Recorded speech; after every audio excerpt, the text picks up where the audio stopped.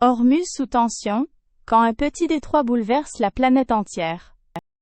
Le détroit d'Ormuz est devenu le centre du monde cette année. C'est un passage très étroit entre l'Iran et le sultanat d'Oman. Normalement, beaucoup de bateaux passent par là chaque jour. Avant la guerre, il y avait environ 138 navires par jour. Ces bateaux transportent du pétrole et du gaz vers tous les continents.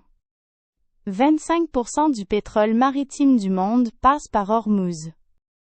Et 20% du gaz aussi, c'est énorme. Tout a commencé le 28 février 2026. Les États-Unis et Israël ont lancé une guerre aérienne contre l'Iran.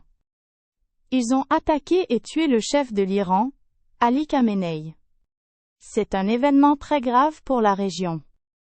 L'Iran a réagi très rapidement à cette attaque. Les gardiens de la révolution ont pris le contrôle du détroit. Ils ont placé des mines dans la mer. C'est très dangereux pour les bateaux. Ils ont aussi attaqué des navires commerciaux. Au début du mois de mai, un navire a été saisi près des Émirats arabes unis.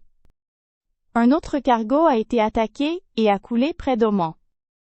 Depuis le 6 mai, presque aucun bateau ne passe par le détroit.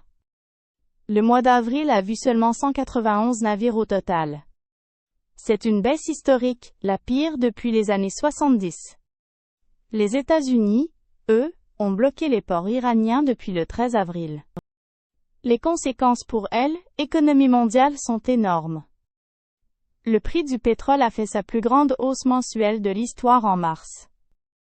L'Europe achète maintenant beaucoup de gaz à la Russie, surtout du projet Yamal en Arctique. C'est un grand changement géopolitique. Les Nations Unies demandent une désescalade urgente. Mais l'Iran a posé 5 conditions pour discuter avec les Américains. Téhéran veut des réparations pour la guerre. Et l'Iran demande aussi qu'on reconnaisse sa souveraineté sur Hormuz. 37 tankers iraniens chargés de pétrole attendent dans le Golfe. Quelques bateaux non iraniens ont réussi à passer 19 depuis le 1er mars. Mais la situation reste très instable et imprévisible. Le monde retient son souffle. Espérons un retour rapide à la paix.